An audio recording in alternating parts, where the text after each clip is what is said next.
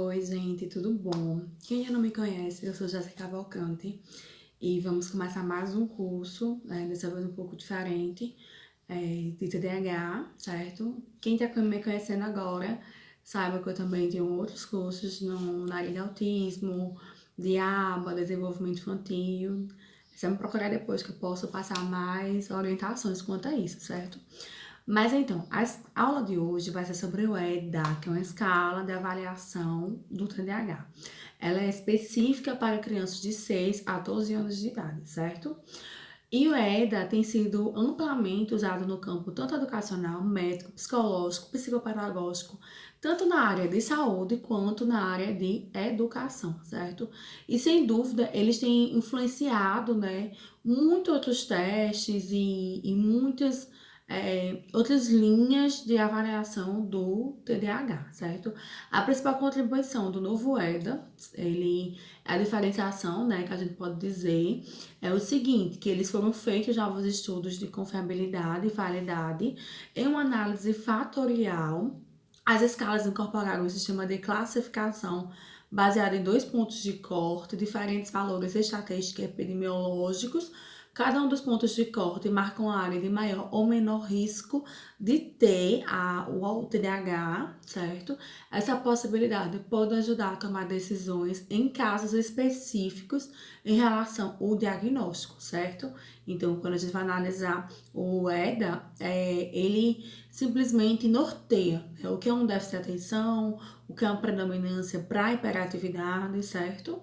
Então, com isso, facilita os possíveis tratamentos. Por quê?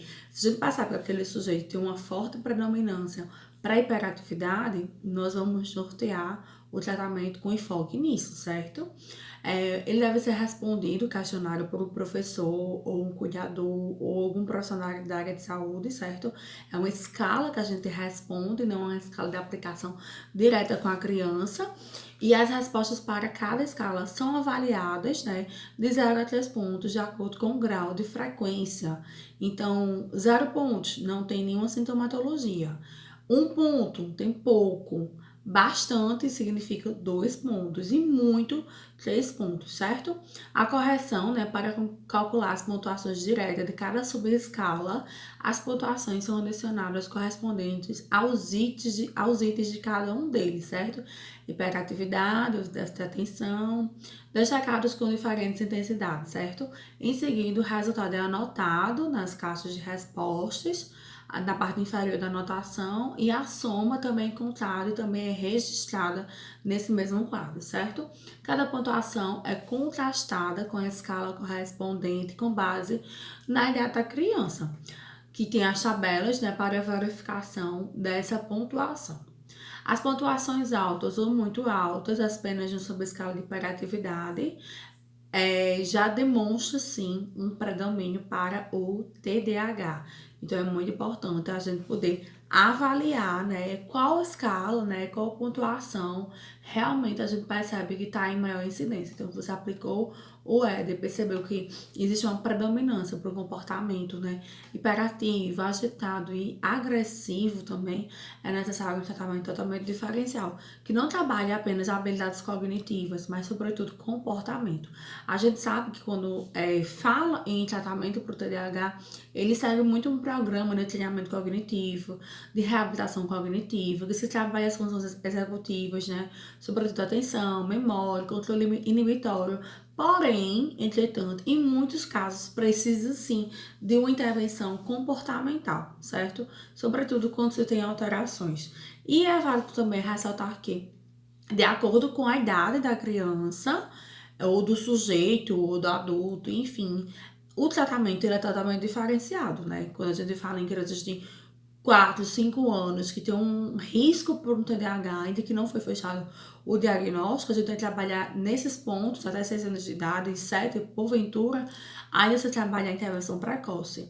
Então, a gente tem como, sim, avaliar já essas idades iniciais um risco, uma predominância de risco para o TDAH, certo? Então, a gente já pode começar a estimular as habilidades cognitivas, ainda que dentro da intervenção precoce. Entretanto, é válido ressaltar que muitos médicos tendem a ter um tempo para fechar alguns diagnósticos, né? Eu já vi casos de médicos que só fecham a possibilidade do diagnóstico com TDAH a partir dos 6 anos de idade, porque é quando a gente já começa a ter um salto cognitivo no que tange, sobretudo, às funções executivas, né? Alguns médicos acreditam que antes disso é muito comum a criança realmente ser desatenta, ser muito agitada.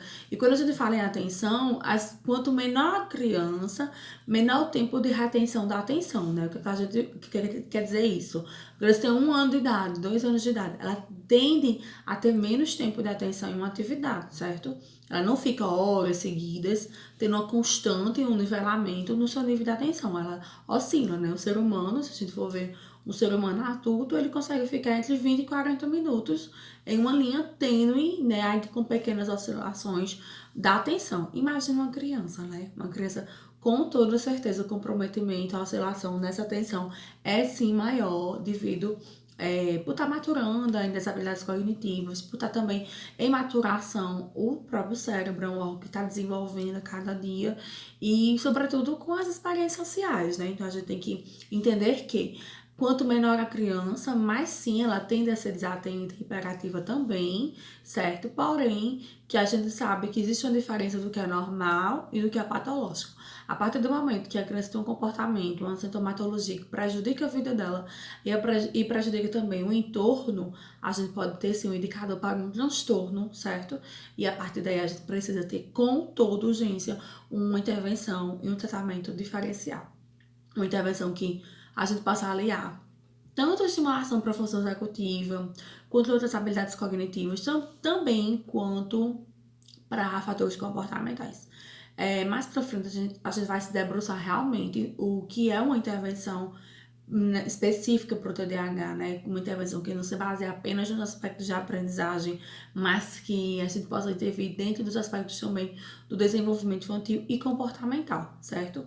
Mas, por enquanto, a gente tem que passar pelo processo avaliativo e nesse processo avaliativo, como é que a gente faz? Utilizando protocolos, testes, escalas, baterias, para a gente poder realmente ter uma avaliação embasada. A EDA, ela é uma escala muito rápida que você pode aplicar até mesmo durante a anamnese. Não é uma escala que você precisa estar com a criança, observar a criança, não é uma bateria de atividades, certo?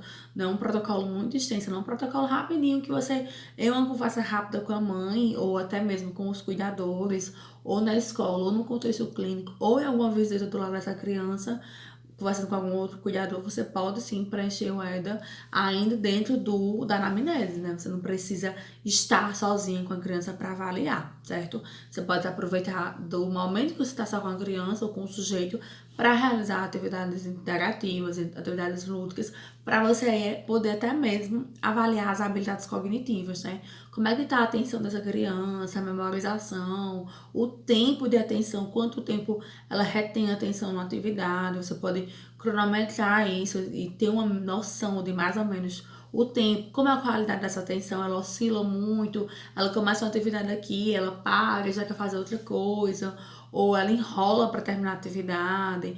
Então, tudo isso a gente precisa observar na interação com essa criança. E o EDA, ele fala muito de não só aspectos como a criança se habilita, mas também, sobretudo, os comportamentais, né? Ele cita muito comportamento para saber observar o comportamento dessa criança.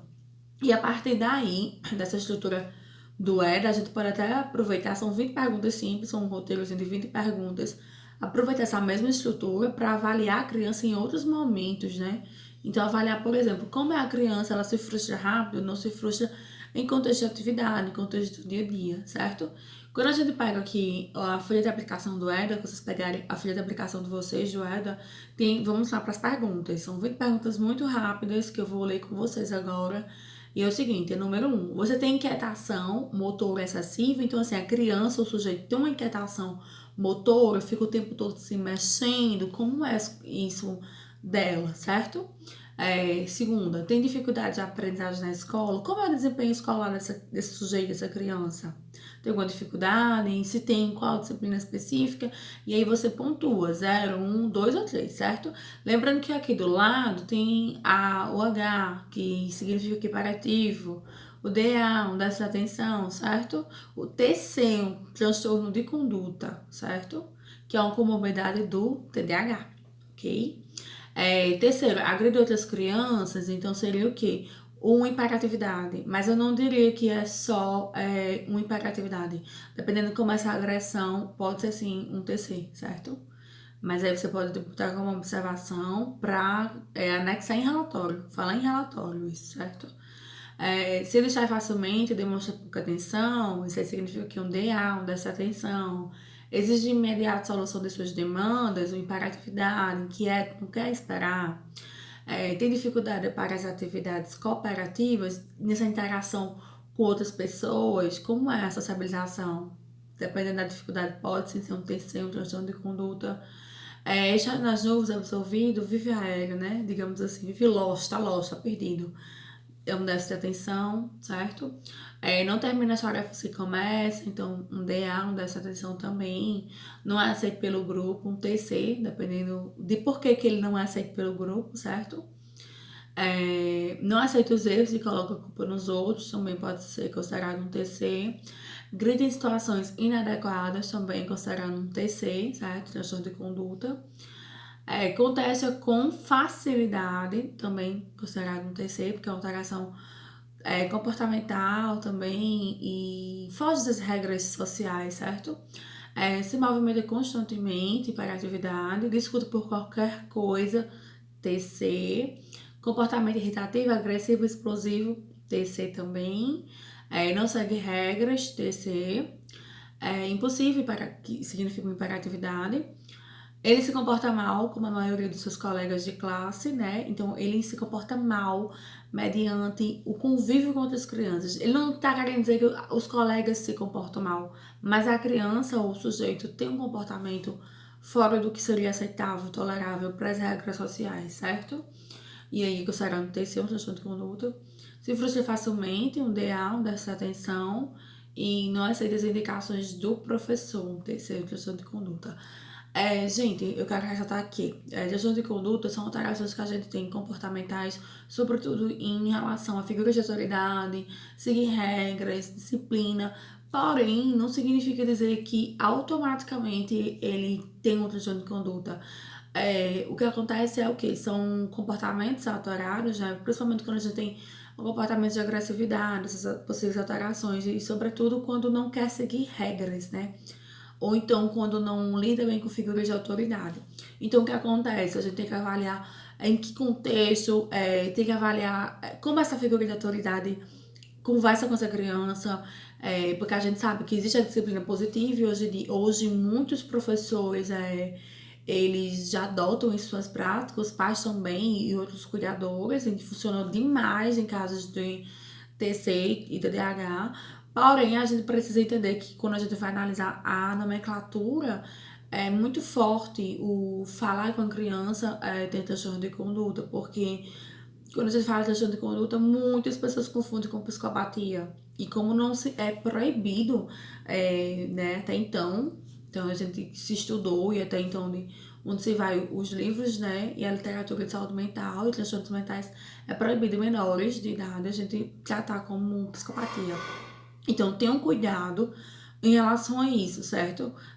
Por exemplo, não é que a criança seja agressiva, que automaticamente ela é uma criança que tem um comportamento que no futuro ela pode se colocar em risco, colocar em risco a sociedade, certo? Não é isso que eu tô querendo dizer.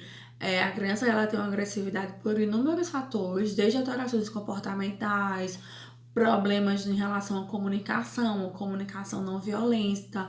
Muitas vezes a comunicação que nós adultos temos com a criança ela não é eficaz. A gente fala uma coisa, a criança entende outra e ela também ela tende a colocar a nossa figura de autoridade em prova, né, em xeque, em avaliação. Então, ela realmente testa a nossa paciência em casos específicos, certo? Não são todos os casos que são assim. Alguns casos, de fato, a gente sabe que não é assim.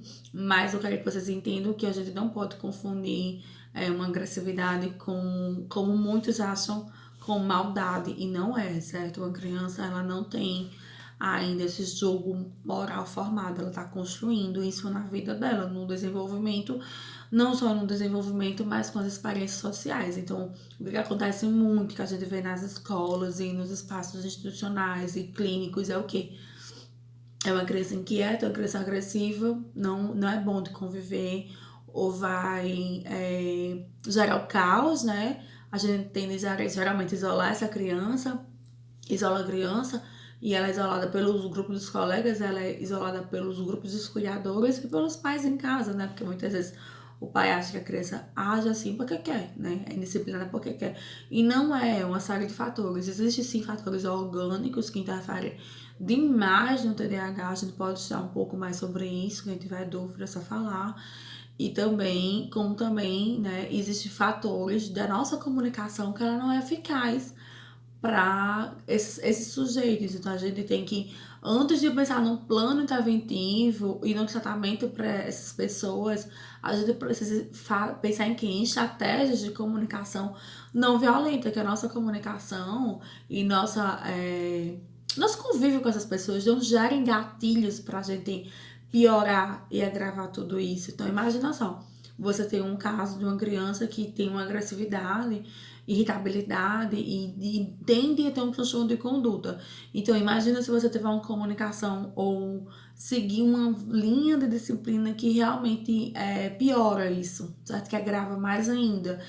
Casos assim, a gente não pode bater de frente, a gente não pode utilizar muito a palavra não e as negativas, a gente tem que contornar a situação e utilizar realmente a disciplina positiva. Então, eu recomendo que se pesquise um pouco, se estude um pouco mais a disciplina positiva, se você está lidando com alguém, alguma criança, algum sujeito que passa por nisso, tá nesse, né, no que a gente realmente chama de transtorno de conduta, que é uma comorbidade para o TDAH, certo?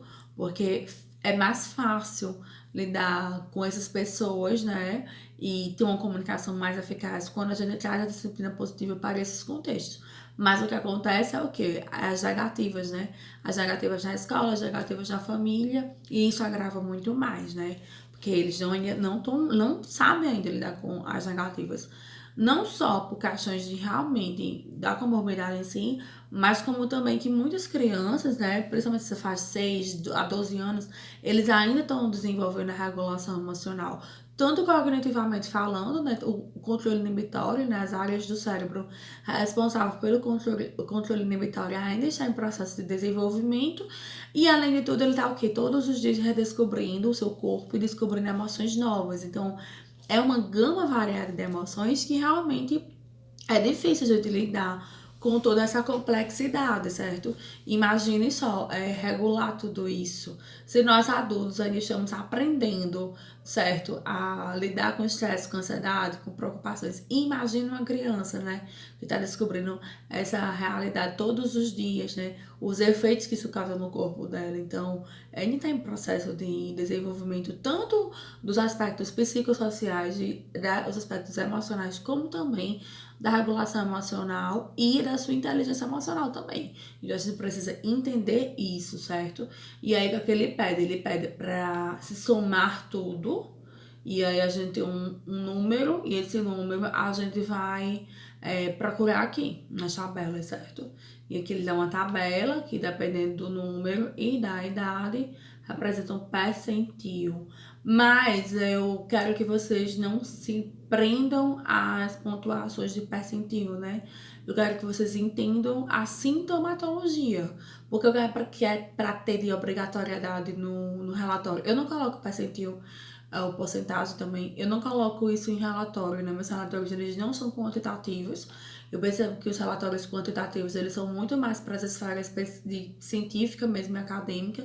Não que nossa prática não seja científica ou acadêmica, não é isso que eu tô querendo dizer, mas é muito mais assim para questões mesmo demográficas até, ou então para trabalhar com populações e, enfim, a pesquisa mesmo, do que propriamente a qualidade. Quando a gente fala em escola e saúde, né, educação e saúde, é muito mais interessante a gente se prender à qualidade, né, o qualitativo, do que, sobretudo, o quantitativo.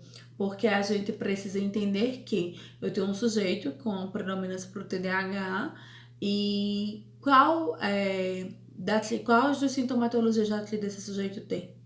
É as três, é uma só, uma tá mais prevalente do que as outras, né? Porque para ser TDAH, a gente sabe que tem que ter três sintomatologias. Quem não sabe, hiperatividade, atenção, não, déficit na atenção, certo? E as alterações comportamentais que nos levam, né, segundo o EDA, a gente entender que pode ter, sim, uma alteração na conduta.